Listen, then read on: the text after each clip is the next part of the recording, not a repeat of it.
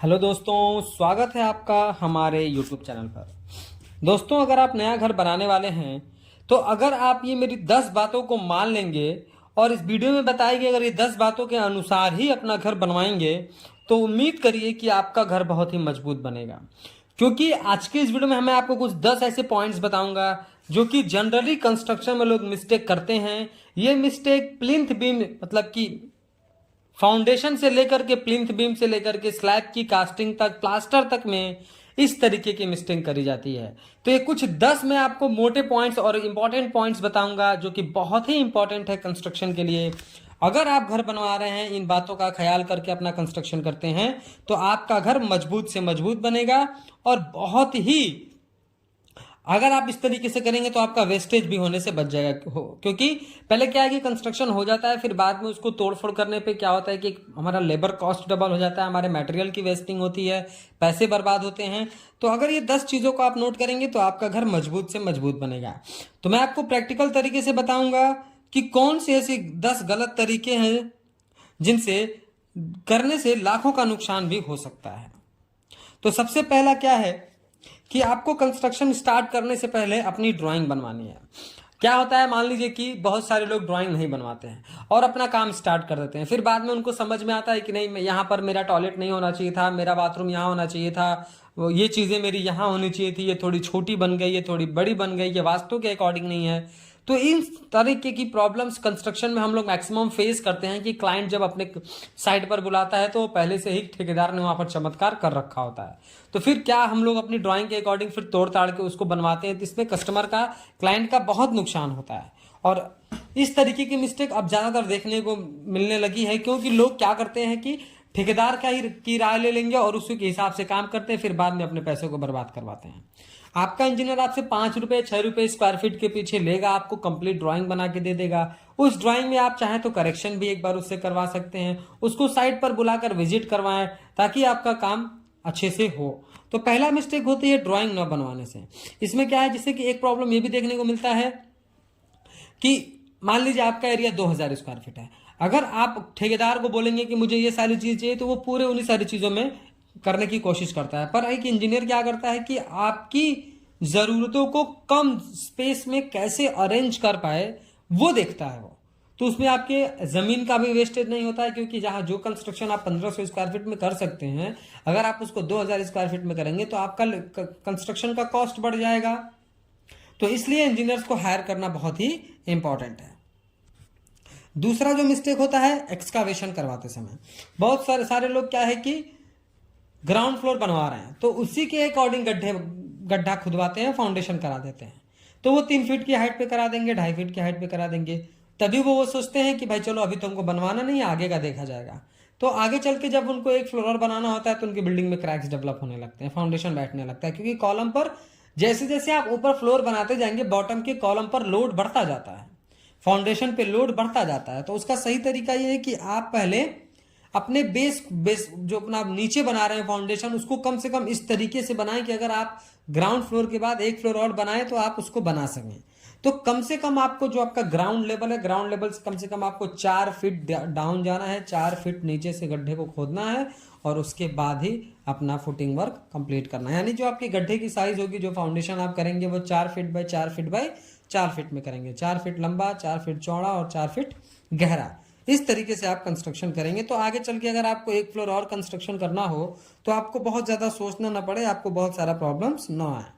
अभी क्या है, देखिए तीसरा हमारा पॉइंट ये है कि अभी मार्केट में बहुत ज़्यादा जो है फर्जी स्टील आने लगे हैं। फर्जी इन द सेंस कि जब उसको आप बेंड करते हैं, जब उसको एल बनाते हैं तो वो टूटने लगता है। तो इस तरीके का सरिया आपको नहीं यूज़ करना है। अभी हम एक लास्ट साइट पर गए थे, वहाँ पर जो भी सरिये को बैंड किया जा रहा था, जिसमें जितने भी डेवलपमेंट प्रोवाइड किए जा रहे थे, वो ब्रांड करने पे वो सारे सरिये टूट जा रहे थे। जब उस सरिये को चेक किया गया तो उस सरिये पर कोई भी हॉलमार्क, कोई भी टीएमटी टीएमएक्स कुछ भी नहीं था, वो बस ऐसे ही प्लेन सरिया कहीं मार्केट से आ गया था। तो इस तरीके के सरियों से भी आपको बचना है। आपको जब पैसा देना ही है तो आप थोड़े पैसे और लगा करके अच्छा मटेरियल, अच्छा चीज़ यूज़ करें अपने कंस्ट्रक्शन में, नहीं तो आगे चल के आपका कंस्ट्रक्शन फेल होगा और आपको प्रॉब्लम आएगी। तो जब आप भी स्टील खरीदें तो स्टील पर आप दो चीज नोटिस करें, पहला ISI मार्क लगा हो, दूसरा या तो वो TMT बार हो या फिर वो TMX बार हो। मैंने TMT TMX पे ऑलरेडी एक वीडियोस बना रखा है, आप चाहें तो उस वीडियो को जा करके हमारे चैनल पर देख सकते हैं।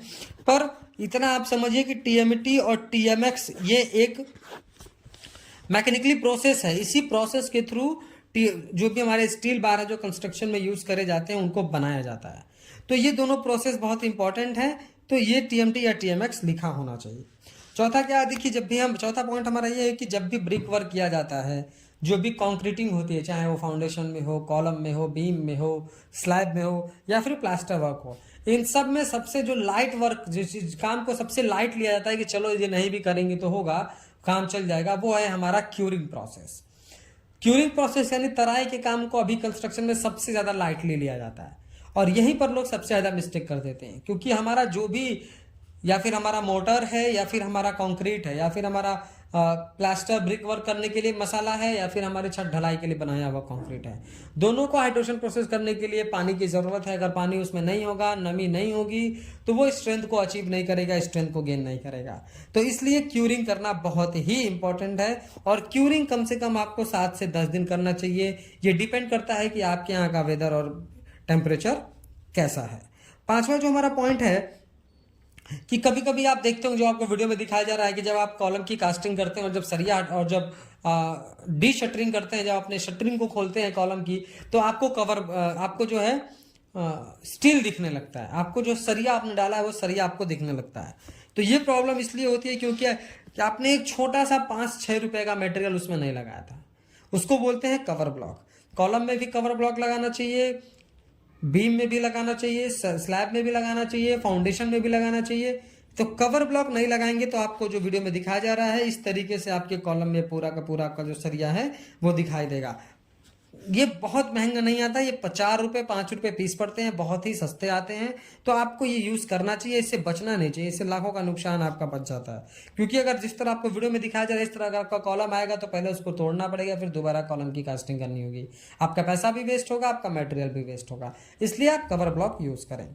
छठा, आपने देखा होगा जब कॉलम के खुलता है तो उसमें बहुत सारे हनी कम्स दिखाई देते हैं, यानी छोटे छोटे गड्ढे दिखाई देते हैं। ये गड्ढे क्यों होते हैं? क्योंकि एयर वॉइड्स की वजह से कंक्रीट अच्छे तरीके से शटरिंग में नहीं बैठ पाता है। तो उसके लिए आपको वाइब्रेटर यूज करना है। तो वाइब्रेटर आप हर, चाहे वो बीम की ढलाई कर रहे हो, कॉलम की ढलाई कर रहे हो, छत की ढलाई कर रहे हो, फाउंडेशन बना रहे हो, सब में आपको जहां भी आप कंक्रीटिंग कर रहे हैं आपको वहां पर वाइब्रेटर यूज करना ही करना है।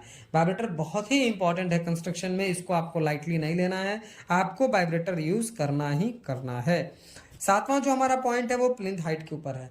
बहुत सारे लोगों का कमेंट भी आया था और हम इसे प्रैक्टिकली भी देखते हैं साइट्स पर कि कहीं क्या होता है, प्लिंथ की हाइट को ग्राउंड लेवल से 5 फीट उठा दिया और कहीं पर 1 फीट भी नहीं उठाया। तो ये आप समझिए कि आप बहुत बड़ी मिस्टेक कर रहे हैं। अगर आपने 5 फीट उठा दिया तो भी आपने वेस्टेज किया, और अगर आप 1 ही फीट उठाएं, आगे चल के आपका रोड थोड़ा भी उठेगा, बारिश का पानी आएगा तो आपके घर में जाएगा।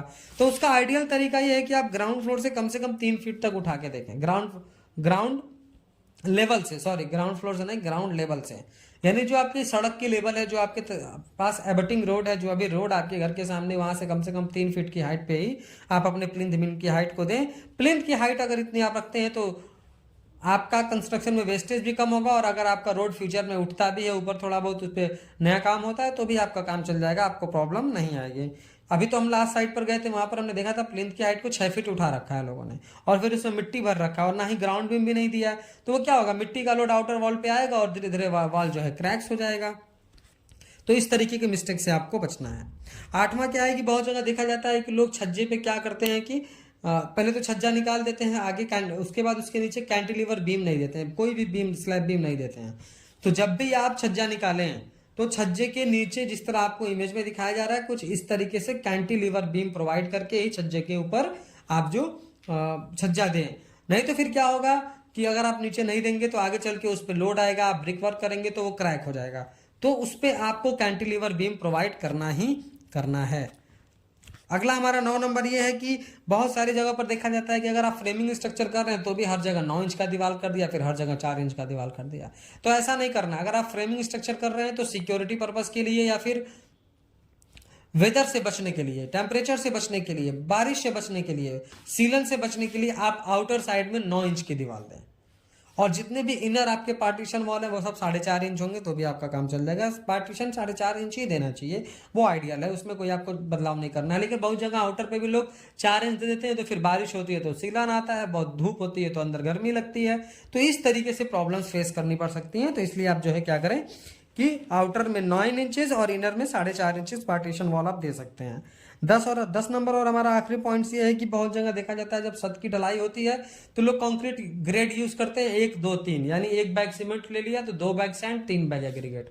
इस तरीके का आपको कंक्रीट नहीं यूज करना है, ये आइडियल नहीं है, ये किसी भी ग्रेड पे नहीं है। आपको M20 ग्रेड यूज करना है 1 1.5 3, यानी 1 बैग सीमेंट 1.5 बैग जो है आपको सैंड 3 बैग एग्रीगेट। इस तरीके से अगर आप यूज करते हैं कंक्रीट तो वो आपका कंक्रीट में स्ट्रेंथ भी अच्छा होगा और ये एक फिक्स ग्रेड है जो कि आप स्लैब के लिए सफिशिएंट माना गया है। दोस्तों ये कुछ 10 बातें थी, अगर इन बातों को मानकर आप अपने कंस्ट्रक्शन को करते हैं तो आपका कंस्ट्रक्शन मजबूत बनेगा। वीडियो पसंद आया तो प्लीज़ वीडियो को लाइक कर दें। अगर चैनल पर नए हैं, कंस्ट्रक्शन से रिलेटेड ऐसे ही इन्फॉर्मेटिव वीडियोस इन फ्यूचर देखना चाहते हैं तो प्लीज़ चैनल को सब्सक्राइब करके बेल नोटिफिकेशन को ऑल पर प्रेस कर दें। Thank you.